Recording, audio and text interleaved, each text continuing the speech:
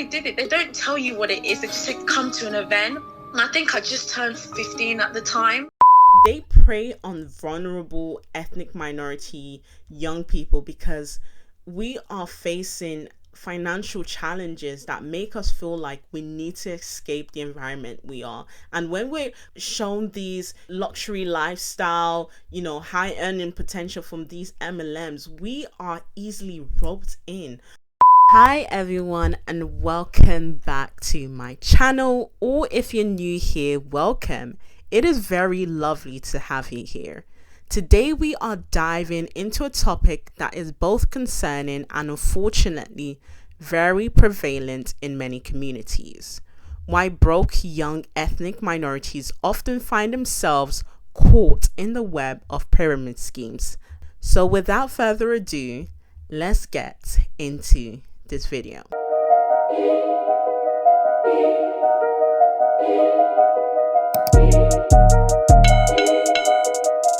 So before I dive into this topic, I wanted to really allow you to understand how MLMs operate.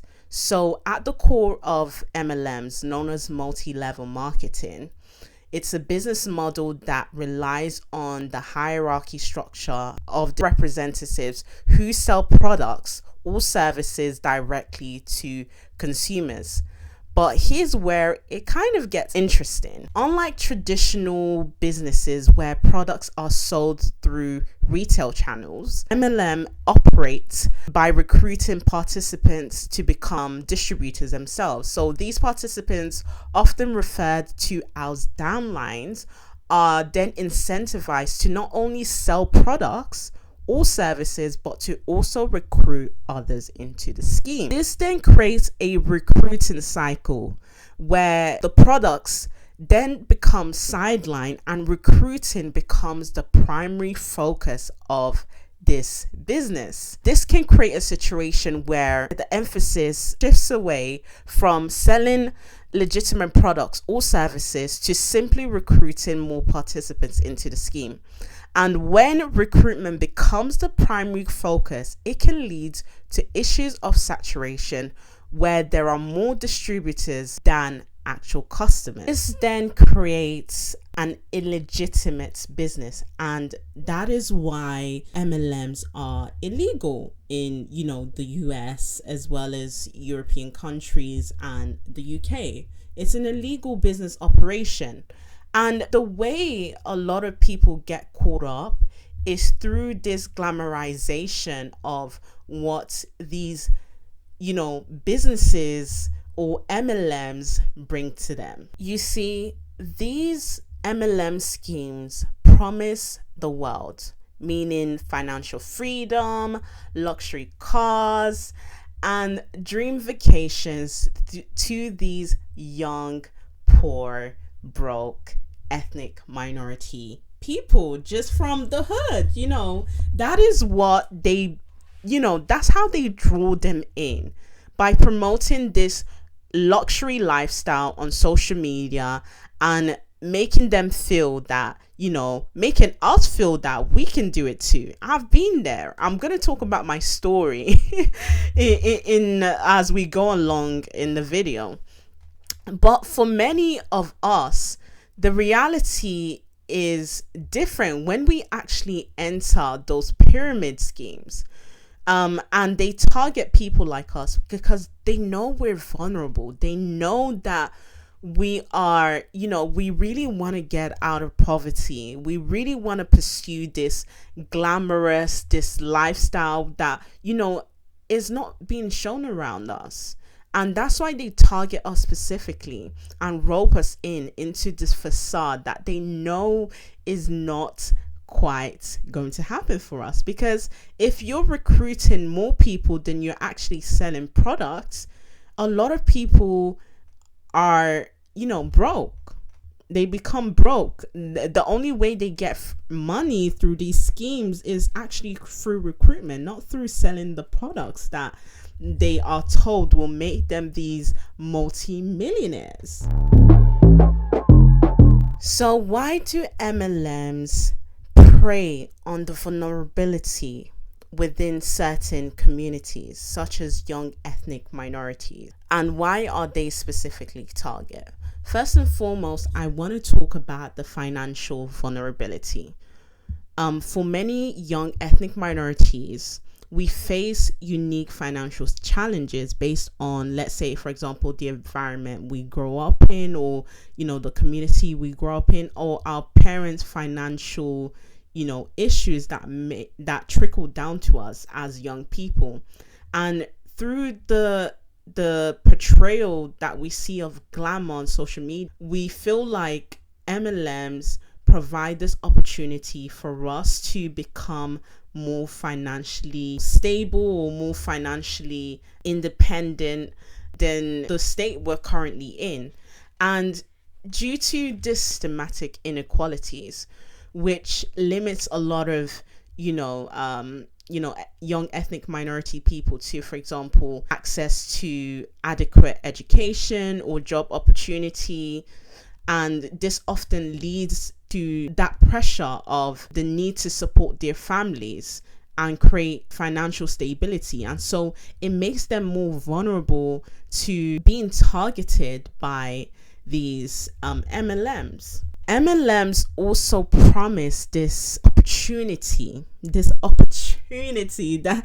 an important thing. They promise this opportunity of unlimited earning potential, flexible working hours. For example, a lot of young, ethnic minority people are often that they're caught into a 9 to 5 or they work 2 jobs.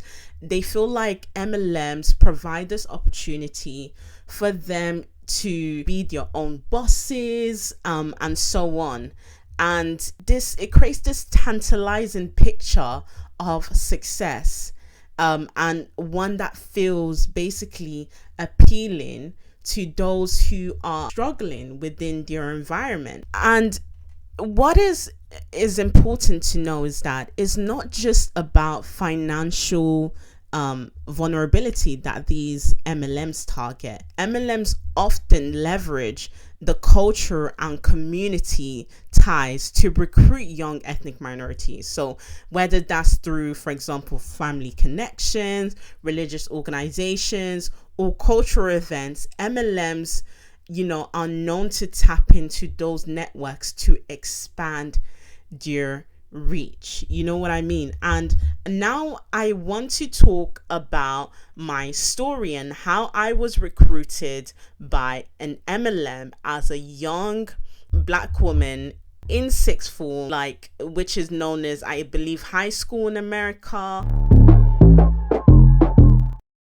So now I want to talk about how I was targeted by the MLM iMarketsLive. As a young, vulnerable Black girl that was going to sixth form, or in the US, I believe that's considered the last years of high school, around the ages of 17, 18, right?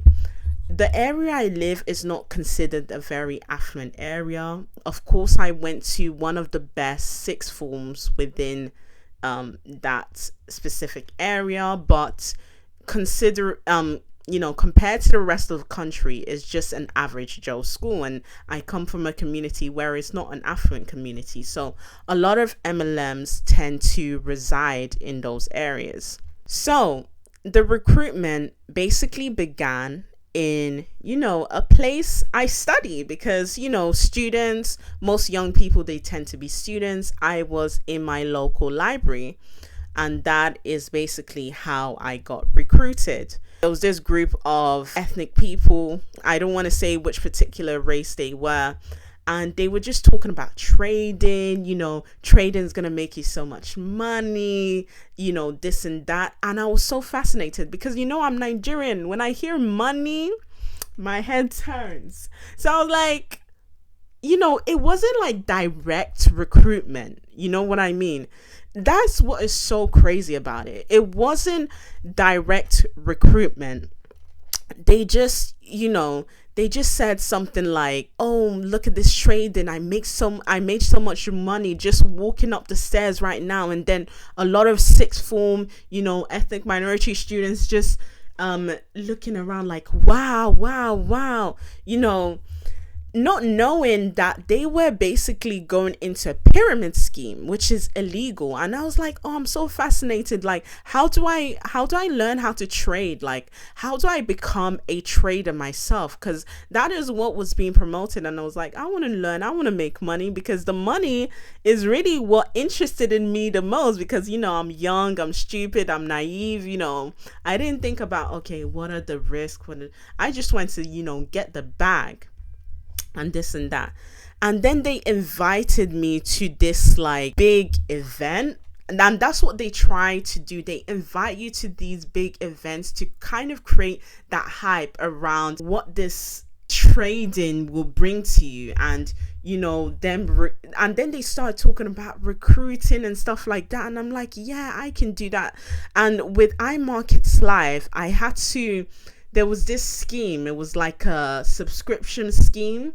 I had to, I can't remember everything now, but I had to like recruit 3 people, right? 3 people within the space of a month. So I didn't pay around over £100 a month for a website that was going to teach me basically how to trade. So the main focus was recruitment. So once I recruited 3 people, I would be paid like £100, and then those 3 people had to recruit another 3 people, so they didn't have to keep paying for the subscription. So hence, it's a pyramid scheme. Like, I was roped into a pyramid scheme without even knowing.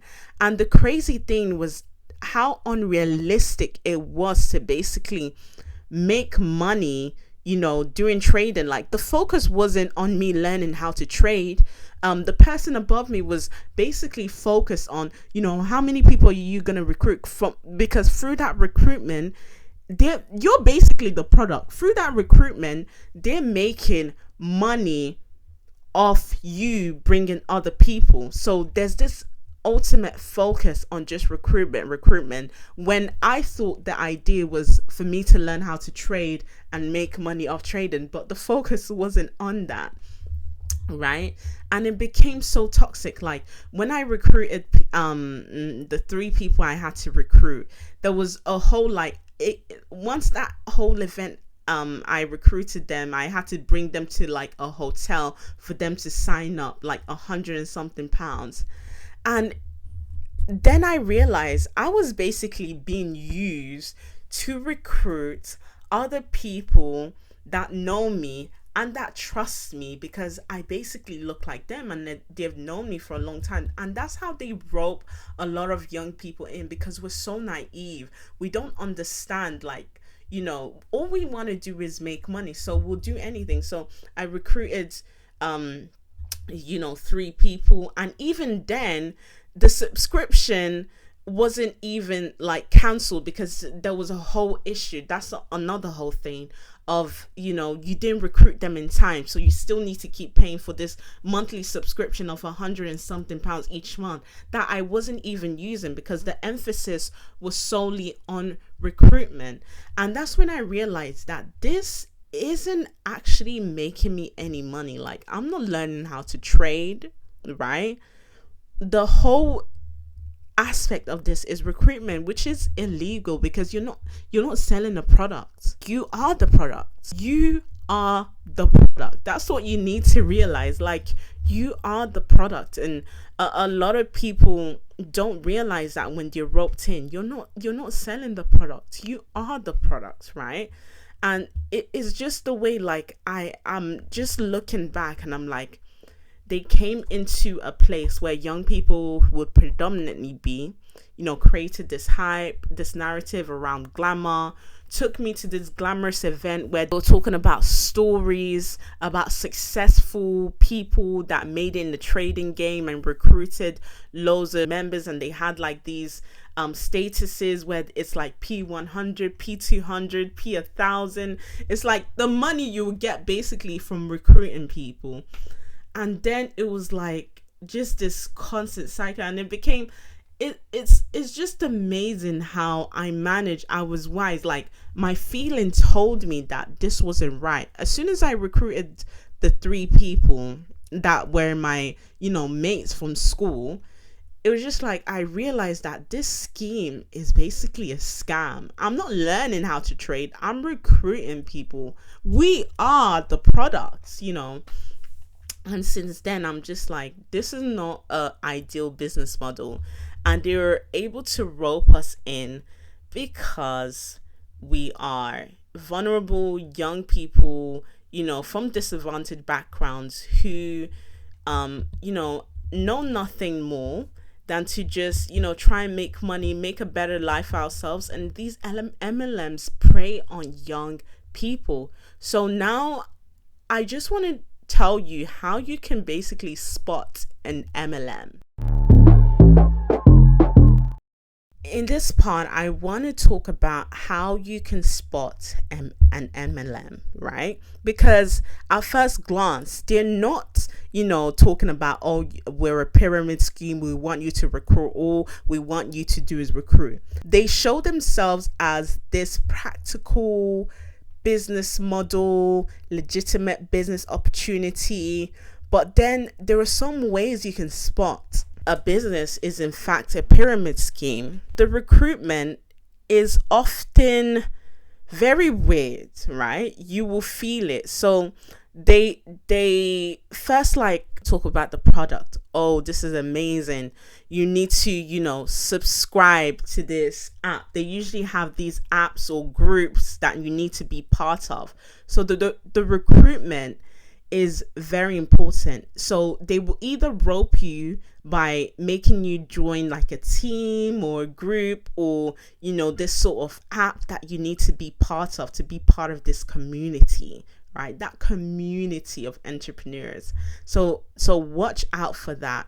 And another thing, you need to watch out for the events that they do as well. So these events will be very glamorous, very huge, bring in loads of speakers that are successful, and is usually very vague. They often just focus on the materialistic things, which kind of rope young people in. They'll talk about, how they were able to make this certain amount and how it's changed their life, da da da da da da da da. So, and then they would then go on, they would then put in okay, this person was able to, recruit so and so. When you hear recruit or bring or be part of team, just know that it's an MLM, right?